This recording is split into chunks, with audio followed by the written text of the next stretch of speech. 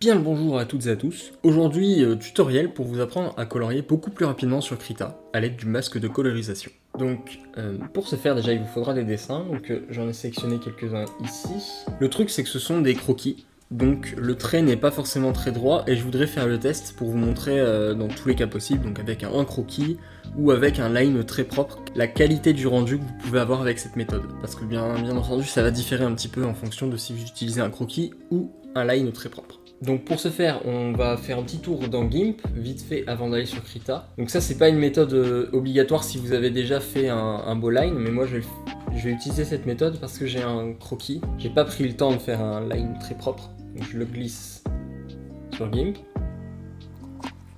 Je vais dans les couleurs et je gère l'exposition avec le Black Level, que je vais venir mettre au maximum. Et puis après, je vais toucher au contraste aussi.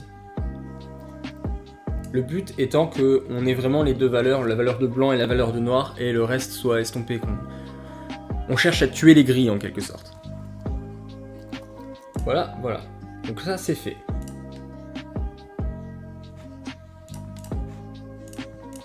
Une fois qu'on a fait ça, on va partir sur Krita, donc justement la partie la plus intéressante. Et je vais venir y insérer mes masques, donc je vais en prendre deux. Hop. Et voilà, ça c'est parfait. Donc on va commencer avec l'option du line plutôt propre. Donc là ça reste un croquis, hein. Le line n'est pas parfait, mais il est beaucoup plus propre que dans le second cas, ici, où là déjà c'est un peu plus complexe pour le logiciel à gérer. Donc, on va y aller. La première étape, c'est de créer un nouveau calque, un calque de colorisation justement. Donc vous sélectionnez votre calque où il y a votre line, votre dessin, et par la suite vous cliquez sur la petite flèche ici pour créer un nouveau calque, mais à côté, et vous créez un nouveau calque de colorisation, un masque de colorisation plutôt. Hop. Ça va vous créer un calque un peu décalé. Une fois que vous avez fait ça, vous allez tout simplement colorer votre dessin, mais de façon très brouillon. Donc je m'explique.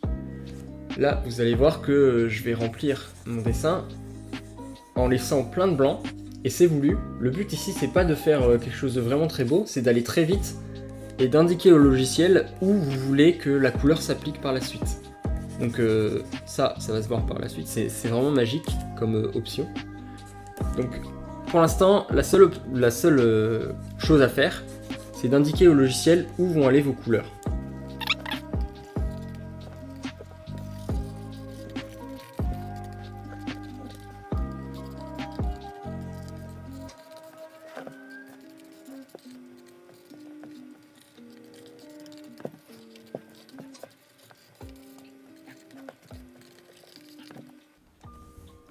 Donc là, c'est sûr que vu comme ça, on n'a pas l'impression que ça va rendre bien. Et je vous comprends, j'étais aussi perplexe au début, mais vous allez voir, c'est plutôt magique comme technique. Et franchement, vous allez y gagner un temps monstrueux.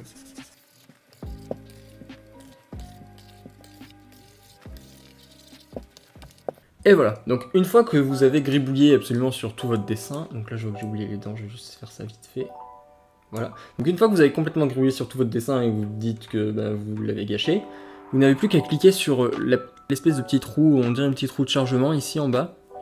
Vous cliquez dessus et là ça va commencer à faire le rendu et ça va créer la magie du dessin. Donc là le temps de chargement va dépendre de votre machine mais aussi de la taille du dessin en pixels. Là en l'occurrence j'ai un dessin qui est plutôt lourd, donc ça va prendre un petit peu de temps.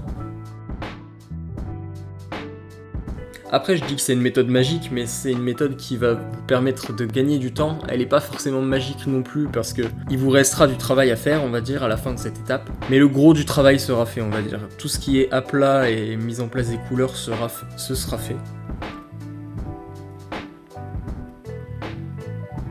Et voilà le rendu. Donc, vous avez sûrement un rendu plus semblable à ça.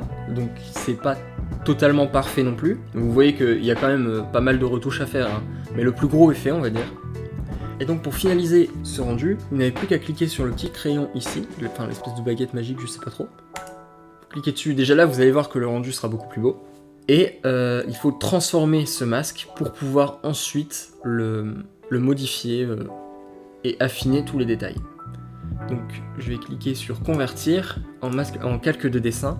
Et à ce moment-là, vous n'avez plus qu'à retoucher, donc sélectionnez le noir, et puis vous voyez que vous pouvez retravailler par la suite votre dessin comme il se doit de l'être. Donc, ce qui est aussi un peu magique dans cette technique, c'est que à la base, votre dessin, moi mon dessin a été relié à un fond, il n'était pas en PNG, et là, le fait que ce masque soit par-dessus, vous pourrez faire la couleur, donc comme on le voit ici, mais en plus, il garde le dessin par au-dessus, alors que le masque du dessin est de base par en dessous.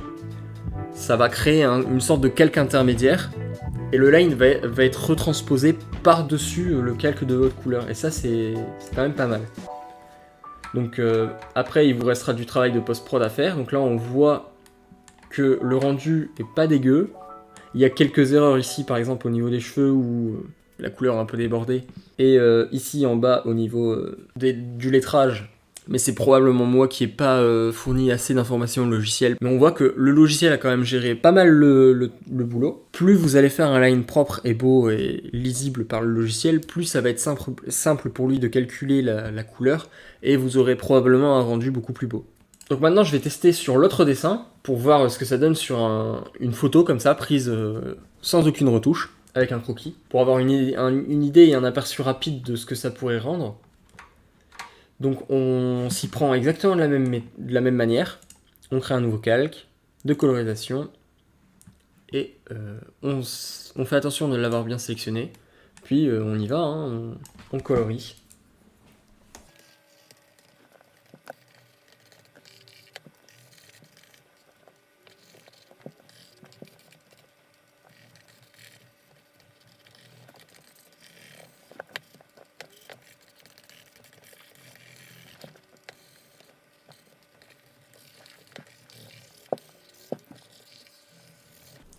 Et voilà, donc j'ai terminé pour le gribouillage absolument horrible sur ce dessin. Je fais exactement les mêmes méthodes, donc je clique sur le petit rond, j'attends, et par la suite il vous faudra cliquer sur le petit crayon magique, et le tour sera joué.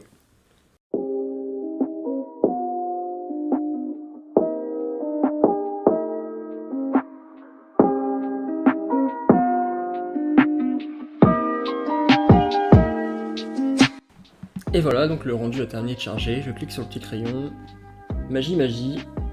Donc c'est pas parfait, hein, encore une fois, il y a pas mal de défauts, mais ça mange quand même une grosse partie du travail. Les aplats sont bien réalisés, il n'y a pas de problème, à part ici, il y a quelques petits problèmes, mais ils sont vraiment minimes. Et je pense que c'est vraiment une technique qui peut vous faire gagner du temps, surtout en animation, parce que ça fonctionne aussi en animation, vous pouvez faire des masques de colorisation et après les convertir en dessin. En tout cas, moi ça va me permettre de gagner beaucoup de temps, et probablement aux gens qui dessinent aussi. Donc écoutez, j'espère que cette vidéo vous aura plu, que je vous aurai appris quelques petits trucs et que je vous aurai aussi permis de gagner beaucoup de temps sur le dessin. Et puis je vous dis à la prochaine, portez-vous bien!